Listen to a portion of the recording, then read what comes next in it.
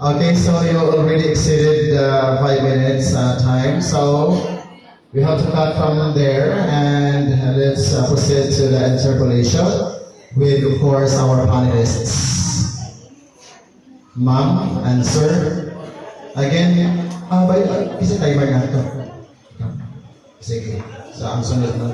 So, now let's have another 5 minutes for the interpolation.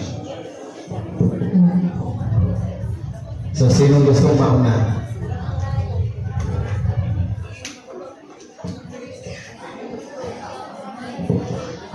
I read your chapter 2, your RRL, and you ended your RRL with a study conducted in 2014. I would like to know, based on the aforementioned studies, what research gap is found out? What research gap did you find out after you have your review of related literature? Because basically, we can craft our research based on the literature we read, no? And if there's a research gap from the different research or studies that you have presented, what did you find out as your research gap? Because this will be used as your basis as to why you conducted this study. Nabayhulang sa gistadihan nila ni Kumar, nabayhulang sa gistadihan ni Corbel, hindi yung ipag-mention. Unsa may kalahian sa inyong study, sa study nga ipag-present sa inyong RRL.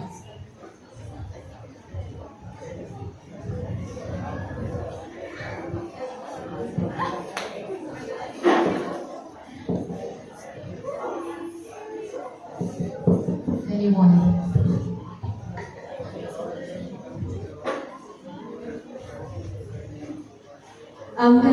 We tend to focus on examining the effectiveness of using PowerPoint presentation in sustaining the general academic students' attention span through PowerPoint presentation. Now, the research gap is that we find out with the study, the related study that we have in our review of related literature is that the duration of time that the PowerPoint presentation is sustaining the general academic students while they are exposed in PowerPoint presentation. Okay, could be, but you could have included that in your chapter 2, now your research gap. Thank you.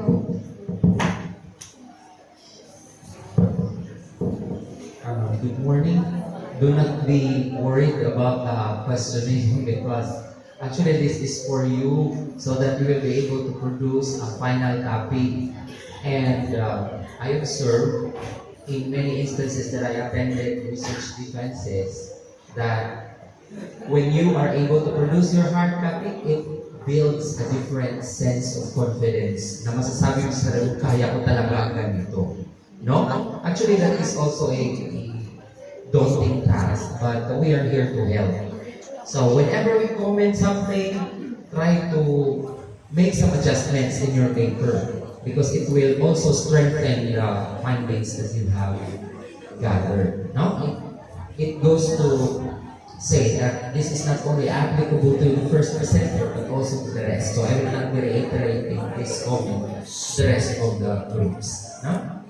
First, I would like to stress that you were stating here a quantitative research using numbers. So, what did you use to establish the baseline of the attention span?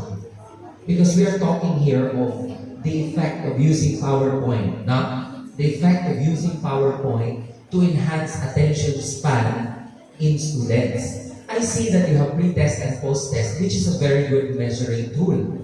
Now, I don't have any questions about it because the crafting of the test papers were assisted by your advisor, of course. And my concern is more on how did you establish the baseline so that the control group would be able to provide a footing or where you will say that there is a significance or no significance difference after the intervention of the experimental group.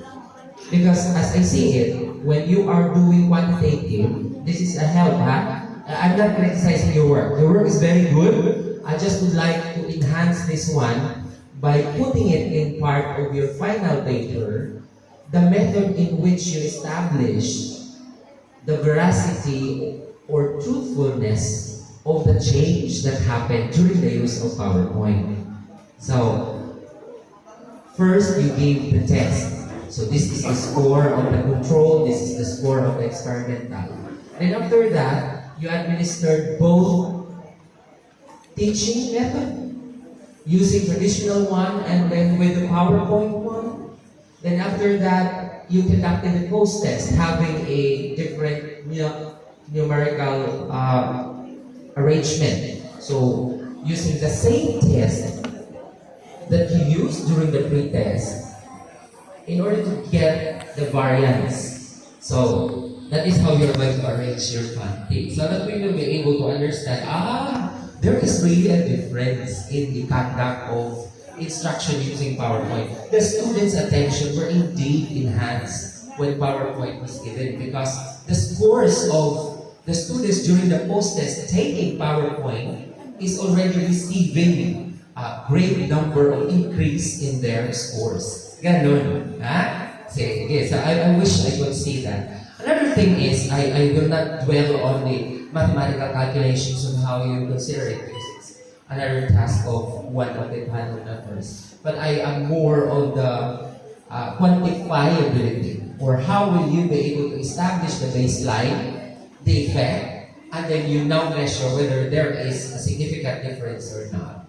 So kindly ask or seek the assistance of your advisor to polish the manuscript so that we will be able to establish your study.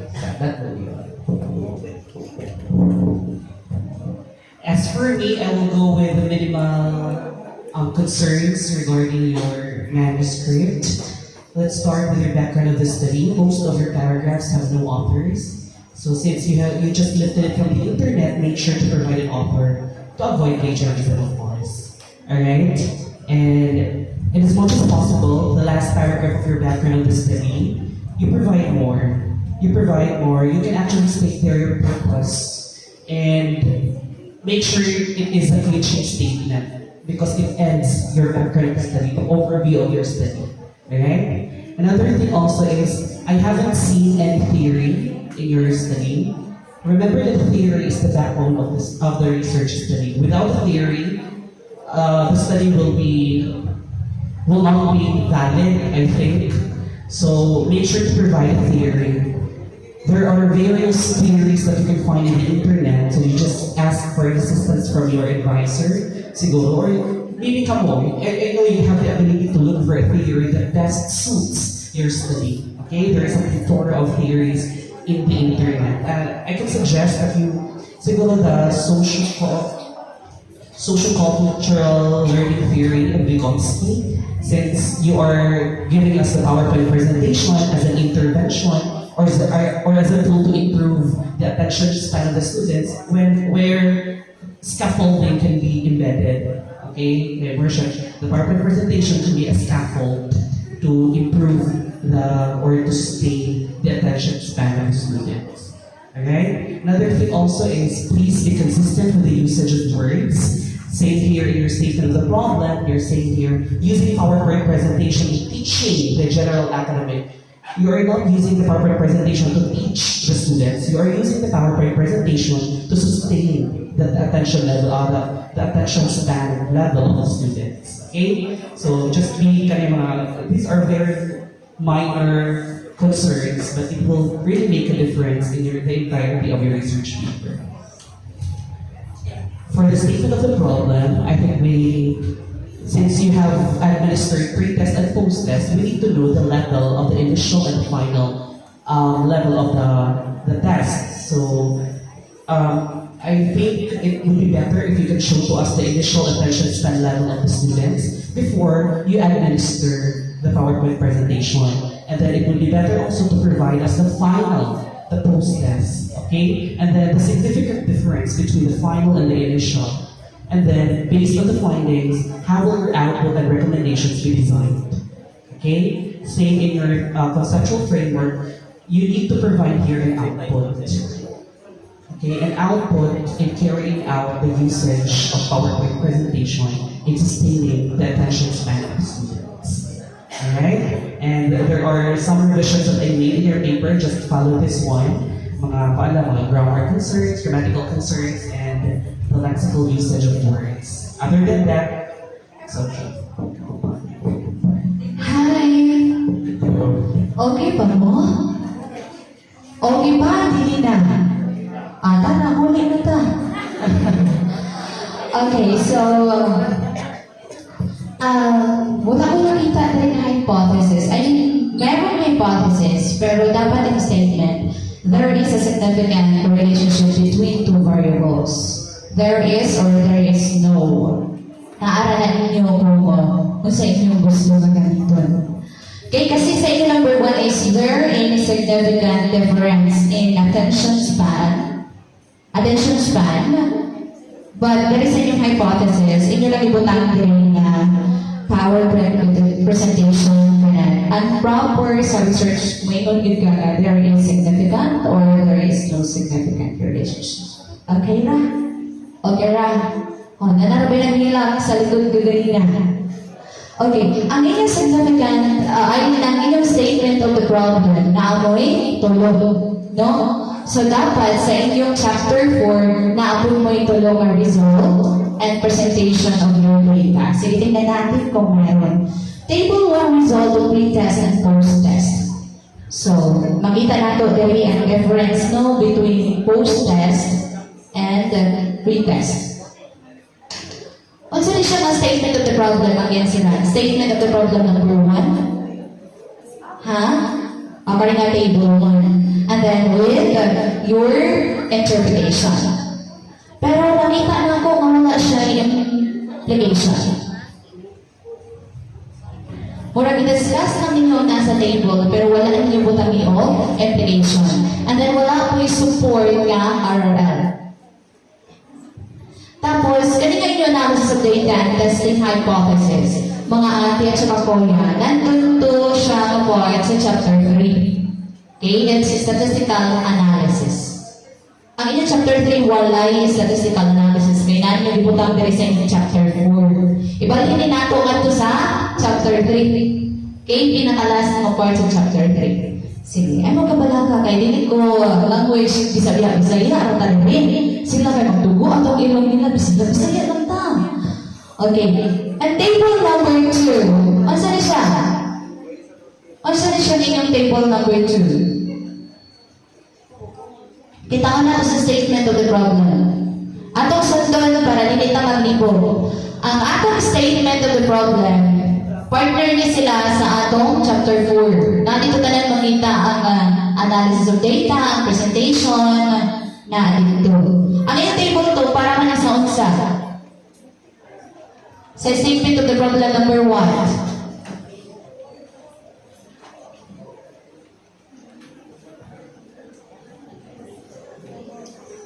Mao man siguro ni statement of the problem number 2. Tingnan natin. How? Effective is the use of PowerPoint presentation. Mao ba? Or statement of the problem number 1. Paano nga ba effective? Kasi dapat meron tayong methods of scoring and interpretation dito. So, paano naging effective? Based sa mga result, for example, ganyan mga critical value, 2-telt, 1-telt, paano nga ba naging effective to? Wala tayo kasi dito, interpretation. So, wala. Wala lang. Parang nag-statistics lang mo diri na part. Pero wala diri na apply ang unsay ni siya, kung very effective ba ni siya, or dili siya effective, or unsa ba ni siya. Naan hapon, okay man, merong interpretation sa statistical analysis, but walay implication. Yes? Sorry ma'am, about sa table 2, it is all about testing the testing the hypothesis, and it is not about the answer of the research question number 2. Oh, okay. It's about testing the hypothesis. Ang number 1 nga table, For number 1, for research question number 1, is for research question number 1, then the table 2 is not for the answer of research question number 2, but for the use of testing the hypothesis or basis for testing the hypothesis. It shows the critical values from. so what is the implication? Table 2 shows the critical values of t when alpha equals 0.05 when the degrees of freedom equals to 19. It also shows the critical values of t for different confidence levels. This means that if the calculated t statistic is greater than 2.093 or less than negative 2.093, we must reject the null hypothesis of the 0.05 level of significance. Okay, so na-reject ang mga hypothesis. Unsa yung implication ani sa inyong sustaining general academic students? The rejection of the hypothesis, ma'am, indicates that the use of PowerPoint presentation in sustaining the general academic students' attention span is really sustaining the attention span of since the hypothesis is about there is no significance difference, there is no Significant difference. Naana diri ang imong gikon? Asa nga part?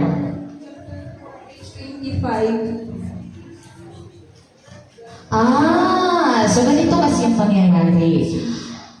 Statement of the problem number 1. Table number 1. There is a chapter 4. Interpretation, implication, and then support RRL. And then katapos, kung nakay table sa number 2, muna siyang partner sa statement of the problem number 2. Ang nahitabo diri, maulay wala na ko nakitaan, kaya inyong mga discussion and your implications, inyong giusa. Okay, so ato ni siya kontrol, ato ni siyang ika na siyang sunod-sunod. Okay? Again, chapter 4, presentation of your data. Table, interpretation, implication, support RRF. And then, that's your statement of the problem number 1. Again, follow ta. Statement of the problem number 1, your presentation of your data and interpretation of your data. And then, statement of the problem number 2, presentation of your data, interpretation of your data, implication of your data. And then, the statement of the problem number 3, presentation of your data. Kung wala presentation, nandun na yung interpretation. Dire-direksyon na lang. Kaya para ayaw na ninyong usaha sa usang page. Kaya malinito kasi kami. Hindi namin alam kung saan kami pupunta. Pupunta ba kami Kananga? Pupunta ba kami Matago? Or pupunta kami sa Villaba? Sige. So, okay nga. Nakita ko na yung interpretation. Nakita ko na yung implication dito. But, please, pakisupport na RRL. Okay? Dito tayo sa conclusion mga ate at kuya. Conclusion tayo. Yung conclusion ninyo, kung ilan yung statement of the problem, yun din yun ang conclusion. Kung may tatlong statement of the problem, meron tayong tatlo na conclusions. At meron tayong at least 4 or 5 recommendations. So, huwag na masyadong maraming recommendations kasi tatlo lang yung statement of the problem yun. Okay? So, I hope clear na sa inyo nga connection part. Sige. Okay na. Thank you and congratulations. Okay, thank you, finalists. And good job, first group of presenters. Yeah, so you know, look up to your seats. So I hope that all the suggestions and comments are well noted. Okay, of course, with the help also the video part here, and of course, as it is done by our secretary, Ma'am Villa Correa. So without too much delay, let us have the next presenters, group of presenters still from the J.A. Mangos TV. Your manuscript, okay? Sige. And also, Harap ito si Kuan. Sir Alphabet.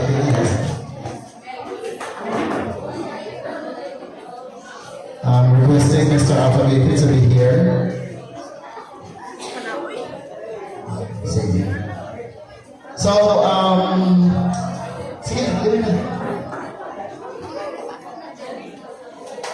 So, it seems that we cannot really follow our 10 minutes time. So, kaya example sa Sir Shigo Palawan. Yeah. So, one lang kita. Kaya gusto magpuno, no? Nabitin, so we cannot really follow that 10 minutes is not really enough. But we would really strictly apply that to the PowerPoint presentation. 5 minutes, we will cut you, we'll stop you, and then we'll go to the interpolation. Let me say something, sir. I think it would be better if the other presenters, hello. I think it would be better if other presenters would also absorb the comments from the prior presenters so that we will not repeat the same comments. So we will not consume more time. So if we find out additional things that we need to comment on, doon na lang po kami dadagdag. For example, nakita namin sa manuscript ninyo, kulang din ng RRL or documentation. Madali lang naman yan, yung APA format style natin ngayon. So, dadagdag nyo lang yan. Diretso na lang revise, ha? Tapos,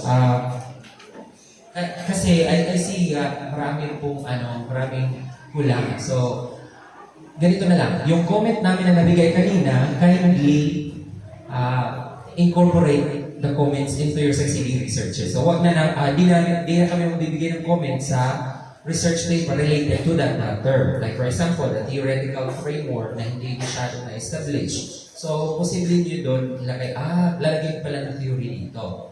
Okay? So, yung pagsabi naman na, anong sabi ni Sir kanina sa isa, yung sabi ni Sir na yung pag-acknowledge nyo ng mga documents na kinunan nyo ng reference kung sa RRL. So, pakidugtong na rin yun. So, di na namin itatouch yun ulit. Another is yung baseline. Kapag quantitative study yung research mo, pag nakita namin dito sa manuscript na meron din kulang, understood na po yan. Ha?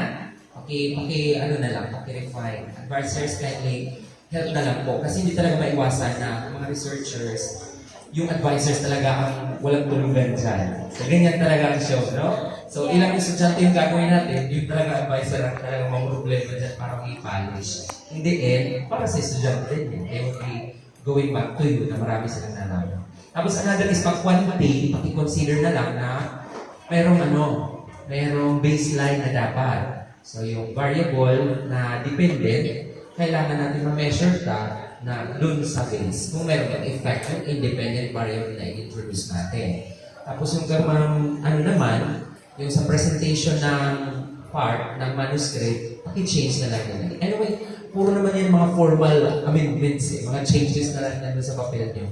Alam ko, ginawa nyo yan by looking into the procedure and congratulations for doing a very good job. Okay? Malaking achievement na yan. Don't discount yourself. Kasi pag sinabi namin dito, nag-comment kami, hindi yan para i-down yung ginawa nyo. Gawa nyo yan, hindi yan namin. So, all we have to do is to help it to make it more impressive. Kung baga ang gagawin natin ngayon, para mas believable siya dun sa ibang tao. Kasi pag nag-research tayo, naiiba tayo sa common tao. Yung mga marites, na nakikisaw-saw lang, nakikiusyoso sa kung ano yung dapat na gawin. Pag researcher tayo, we are somebody, authority in that field. Pag sinabi mo, research ko yan. Alam ko na ganyan talaga ang nangyayari. So wala nang po question sa iyo dyan. Yung marites, pwede ka pasiraan. Yan yung diferensya natin. So for a job well done, congratulations. Don't be fearful. Okay? Don't be fearful. We are here to assist you. Okay? Nandito lang naman tayo. Madali lang naman. Tapos pag-polish nyo sa manuscript, pwede nyo pa message yung advisor nyo. So yung pakikontak dun sa yung nag-cross-examine kung okay na ba yung manuscript bago kayo mag-hard copy. Di ba? So maganda yan. Tapos it will be also a good thing for you. Kasi gawa mo yan. Congratulations again.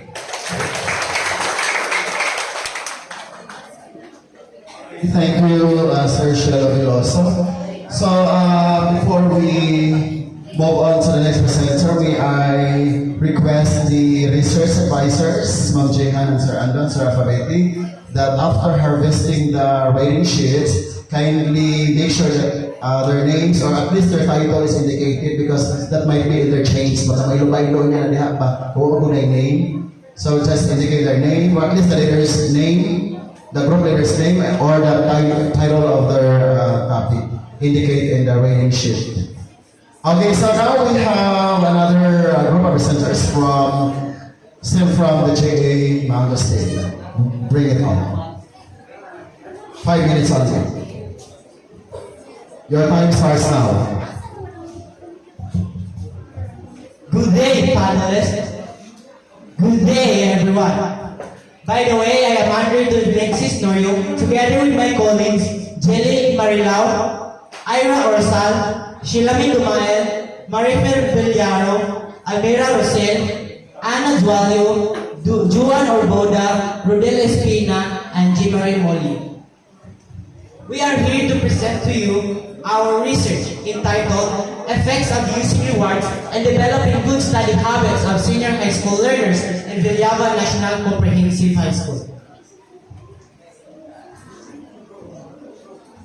Background of the study. Senior high school learners are at a critical stage in their academic journey, are expected to develop good study habits that will enable them to succeed in their academic pursuits. Developing good study habits is essential for learners to achieve academic success. Developing these habits can be challenging, especially for senior high school learners who are still navigating the demands of academic life. One of the strategies that educators use to encourage learners to develop good study habits is the use of rewards. Many studies have shown that using rewards can be an effective way to motivate students to learn and achieve academic success.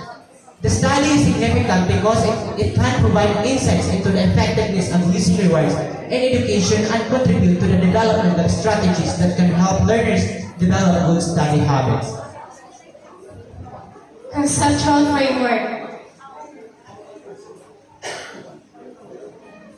So, one potential strategy for promoting good study habits among senior high school learners is the use of incentives.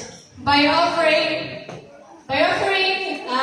incentives for good performance, teachers and parents can motivate students to work harder and stay focused on their studies.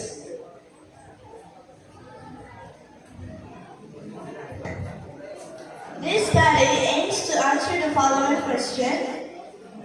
Number 1, what are the effects of using words on the motivation of senior high school learners to develop good study habits?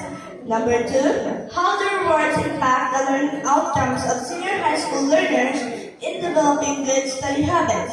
Number 3, does the use of rewards increase the frequency of studying among senior high school learners? And last, are there any negative effects of using rewards and developing good study habits among senior high school learners? Hypothesis. Null hypothesis, the mean score of the controlling group is greater than to the reward group and developing good study habits. Alternative hypothesis, the mean score of the controlling group is less than the mean score of the reward group and developing good study habits.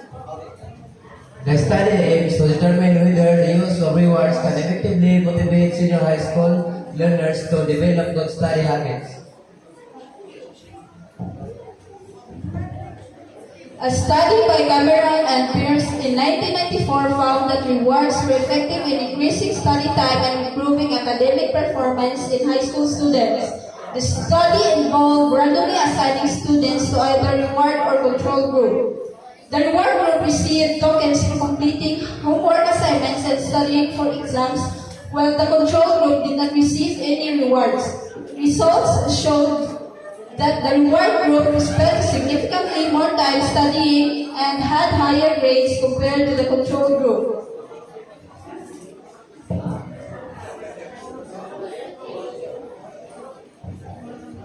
The study utilized a standard questionnaire to measure the effect using reward and developing good study habits of senior high school learners in the Villaba Comprehensive High School.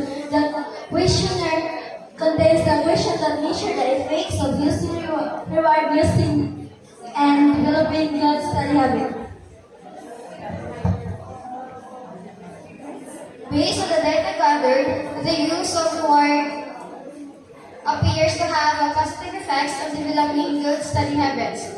The frequency of studying is likely higher in the reward group compared to the control groups, indicating that rewards serve as a motivating tool for the students to study more frequently.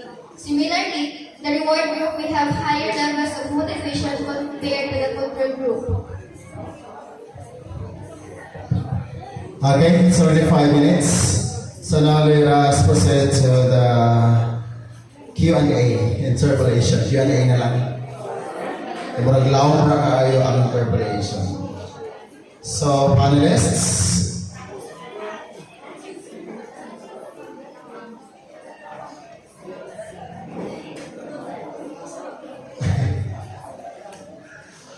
Okay, so first we have Sir Comprado.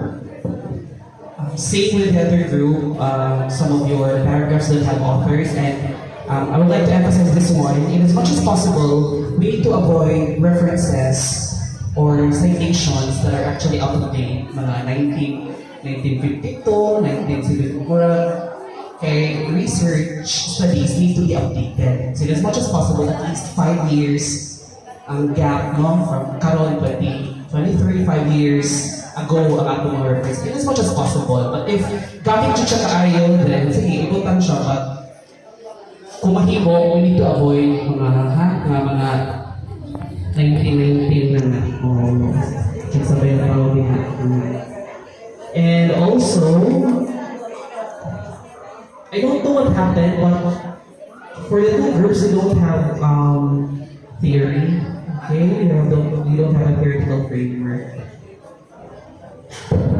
And so, sa chapter 2, same, no? The dates, the years, they need to be updated and provide an introductory part. This chapter presents, these are minor kung ano lang, but if natin sa research, mas ulitan ba sa research study, okay?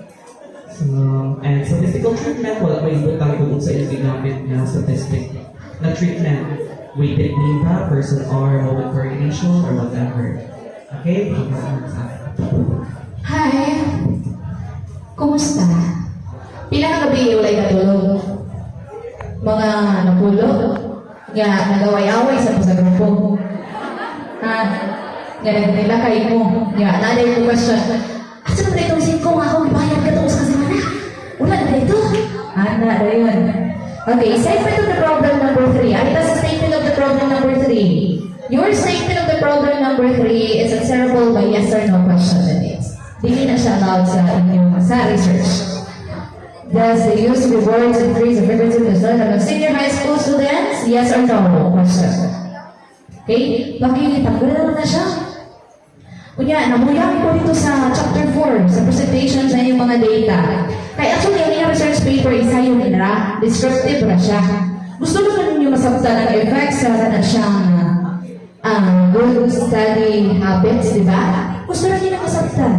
Kunya nga na ano man dito itawag na mga sa chapter 4, sa akin, nakayang lagi ko. Tungkol sa akong kahiyang, galipong na akong mag-ulis ako. Na ano kay control group? Saan siya? Oh, wala siya. Oh, wala. Wala na mag-degree with freedom. Wala na. So, pag mag-complete mo niyo sa inyong statistics analysis, ayaw na iputan dito ang kanya siya computation. Kung yung sa ninyong pag-compute, ayaw na. Mo-provide na lang mo table. Pinaka-summary sa inyong result. Mauy, baka kayo ng libro, pinamugang, ito guys na nanda. Dahil ito, di ano dahil tayo, solution na, wala na talagang statistics, subject na rin dahil. Ayaw sa rin na, hindi na kailangan ng combination. Actually, magaling kayo sa mga ganito. Mga mga variance na. Pero pure descriptive lang siya na research. Hindi na mo kailangan gamitan o control group. Gamitan lang yung weighted mean or percentage. Masabta na rin mo kung ano ba? Kung kung naabay effects ang rewards. Ha? Tapos, pakitanggal na lang sa inyong title ang Villaba National. Ayaw na. Naana na siya sa Asalapin. Asalapin sa chapter 3. Lokal. No, naana na siya dito. So, masabtan na nato nga ay dili ay sa Villaba gikuan ni siya ng research paper. Oh, okay. Maro to ako. Kana sa tagain lang og summary, pinaka-summary sa inyong statistical analysis ang kaning inyong chapter 4. Okay? Oo, kasi gulong-gulong. Maraming